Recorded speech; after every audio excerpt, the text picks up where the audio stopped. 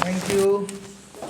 तो देख सकते हैं अभी जो मिठाई आया हम लोग के पास वो किस लिए आया है, किसी को पता है?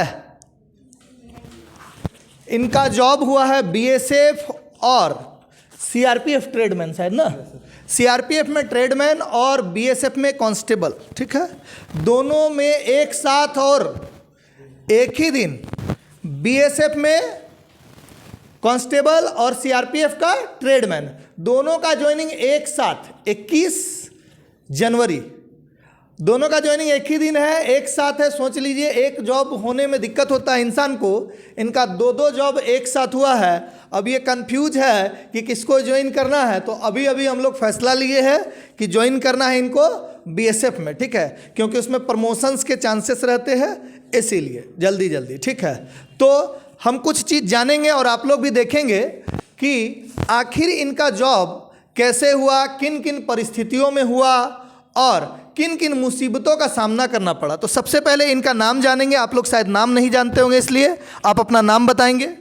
मेरा नाम रमेश राम हुआ, मैं कंदरी सीलटोली मांडर का रहने वाला हूँ।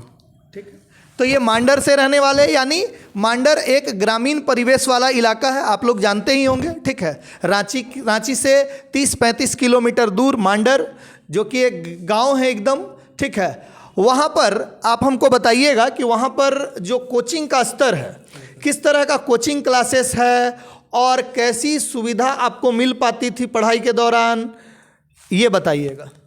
वहाँ तो पढ़ाई के लिए कुछ वैसा व्यवस्था नहीं था, बट था, लेकिन उतना कुछ नहीं मिल पाता था। अच्छा, एक चीज़ और जानेंगे हम लोग कि क्या ये अमीर बैकग्राउंड, अमीर घर से थे या गरीब घर से या मीडियम क्लास, इनका इकोनॉमिक, घर का इकोनॉमिकल स्थिति कैसा था और किस परिवेश में कैसे ये बचत करके पढ़ते थे या बहुत ज़्यादा घर से सुविधाएं मिलती थी, ये सारे चीज़ जानेंगे। तो आप अपने घर के बारे में बताइएगा कि घर का परिस्थिति और कैसे कैसे पढ़े आप। हम एक मिडिल क्लास से आते हैं। मेरा तो ऐसे कुछ इनकम नहीं था, जो खेती बाड़ी है उसी से हम मैनेज करके चल रहे थे और मेहनत भी की और मेहनत का फल अभी मिला है हमको। ठीक है, तो इनका खेती वगैरह है, खेती करने के बाद जान ही रहे आप कि किसान का ज़िंदगी कैसा रहता है, बहुत कष्ट भरा रहता है। तो खेती करते हुए भी पढ़ाई किए और पढ़ाई करके ये 2 जॉब एक साथ प्राप्त किए हैं, ठीक है। तो एक चीज़ और जानेंगे कि इनका पढ़ाई का शेड्यूल कैसा रहता था, ये कितने आवर्स पढ़ते थे। आप डायरेक्ट इनसे जानिएगा कि ये कितने घंटे पढ़ते थे। पढ़ाई के शेड्यूल तो हमको दिन में समय नहीं मिल पाता था, जो रात में पढ़ते थे वही 11 बजे तक, लमसम 6 बजे से, और सुबह में तो समय नहीं मिलता था। क्लास करते थे सर के पास, 6 महीने की एक क्लास, उसके बाद काम भी करना पड़ता था, खेती सब, तो उसके लिए समय नहीं मिलता था। जो रात में मिलता था 3-4 घंटे, वही हम मैनेज करते थे। ठीक है, तो इनके पास समय कम होता था क्योंकि दिन में खेती वगैरह करना रहता था और उसके बाद पढ़ाई के लिए अलग से समय निकालना पड़ता था रात में। अगर मान लीजिए खेती से थक भी जाते होंगे, उसके बाद भी मेहनत करना पड़ता था। क्यों? क्योंकि जॉब चाहिए था, इसलिए।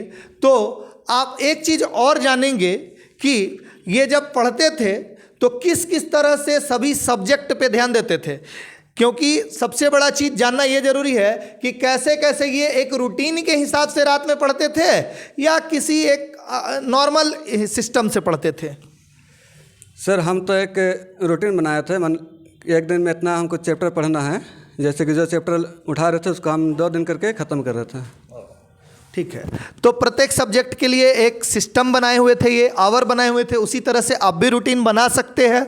अच्छा, एक चीज़ और जानेंगे कि इससे पहले क्या एसएससी जीडी का एग्ज़ाम आपने निकाला था, उसमें क्या हुआ था? क्योंकि मैं सुना हूं कि इससे पहले भी आपने एसएससी जीडी का एग्ज़ाम निकाला था। हाँ सर, इससे पहले हम 2 एग्ज़ाम निकाले थे, पर उसमें मेरा नंबर कम था। पिछले बार 1 नंबर के लिए रह गया था, यानी पिछले वर्ष ये 1 नंबर से छंट गए थे, ठीक है। तो ये मैं बोलना चाहता हूं कि जितने भी एसएससी जीडी की तैयारी करने वाले छात्र छात्राएं हैं, अगर 1 नंबर 2 नंबर से छट जाते तो निराश नहीं होंगे। अगली बार हो सकता है कि आपको 1 के जगह 4 नौकरी आपको पास बुला रही हो, इसलिए ध्यान से पढ़ेंगे और कुछ आप बताना चाहेंगे हमारे छात्रों के लिए स्पेशल कुछ टिप्स कि किस तरह से पढ़ना है, क्या करना है और किस तरह से संयम बरतते हुए समय निकालते हुए पढ़ना है और किस किस चीज़ों से दूर रहना है, किन गलत आदतों से दूर रहना है, ये बता सकते तो बताइए। सर हम ये बोलना चाहेंगे कि जो क्लास में होता है ना उसको जाकर एक बार घर में रिवीजन करना ज़रूरी होता है, और जो सर टेस्ट लेते हैं ना उसमें 100% प्रेजेंट होना चाहिए, उससे मोटिवेशन मिलता है।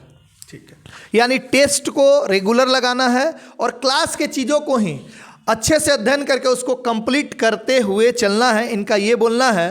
ठीक है, इनको बहुत बहुत शुभकामना सक्सेस कोचिंग सेंटर के तरफ से और तमाम यहाँ जो छात्र छात्राएं बैठे हैं उनके तरफ से भी।